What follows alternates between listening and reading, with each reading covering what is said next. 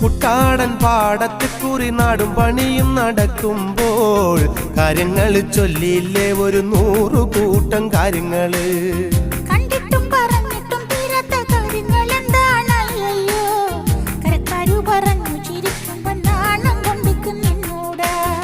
നട്ടുച്ച നേരത്ത് നട്ടം തിരിഞ്ഞ് നടക്കണ കണ്ടപ്പോ പോണോരും വരുന്നോരും നോക്കണ് പാരയ്ക്കും പോരിനിത് പോരെ.